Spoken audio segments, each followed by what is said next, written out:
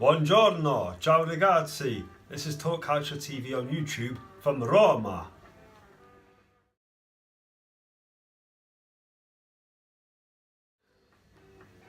Buongiorno from the eternal city itself, Roma.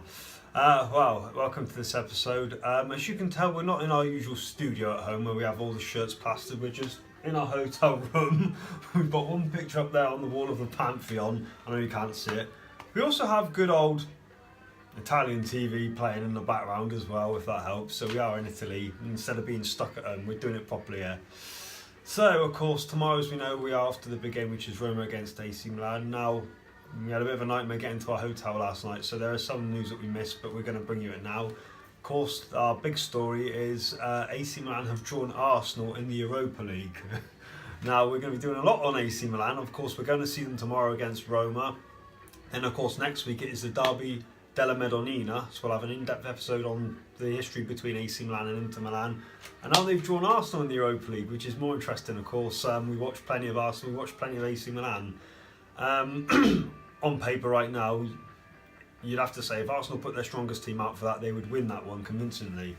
If they put a weakened team out, then I'm sure Rino Gattuso's boys would be in with a chance. But it's definitely the tie of the round in Europa League. You know, people say Europa League second-rate competition. When you see a tie like this, there's no second rate. The two have met obviously a couple of times in the Champions League. Arsenal knocking Milan out 10 years ago, 2008, of course, when they were holders. AC Milan got their revenge 4 years later, despite being 4-0 up, nearly blew it at the Emirates, losing 3-0, but the Rossoneri went through. So we're excited about that tie, that's for sure. Other news while we've been here, and that's also mentioning Arsenal, it's believed they are after Juventus fullback Daniele Rugani from Juventus. Rugani is regarded highly for the future of not just Juventus, but for the future of the international team, whoever the Azzurri coach may be. So we'll keep our eyes on that one. Also, and that is going on to the Giallorossi Roma, who we are going to see tomorrow. Owner Jim Pallotta has recently set up an official Roma radio station.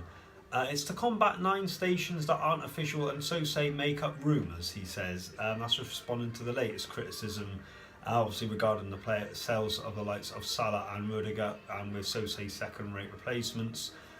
Ex-Roma striker Mirko Vucinic has come out and said, when you play for Roma, there is no middle ground. It's either very good or very bad. He also says that Patrick Schick, who has struggled this year, hasn't scored, albeit 1 goal in the Coppa Italia. He said, Vucinic said, just like me, it took time to settle. Once Schick gets one, the goals will follow in their droves. So we'll keep an eye on that, but right now he's going to have a job to get in the team, obviously not just with Dzeko, but Cengiz under the emergence of him lately, the Turkish international. So it's going to be a challenge for Patrick Schick to get into the Giallorossi team. Will we see him tomorrow night feature? We will have to see on that one. So later on today, we are going to be off to the Stadio Olimpico shortly, just to obviously take in a bit of the atmosphere. We're going to go around major sites in Rome today. So if you like your Roman history or the city itself, the Eternal City, don't forget to follow us on Talk Calcio TV on YouTube, and we will be back again later on tonight with our latest. So, for now I say, arrivederci. Ciao!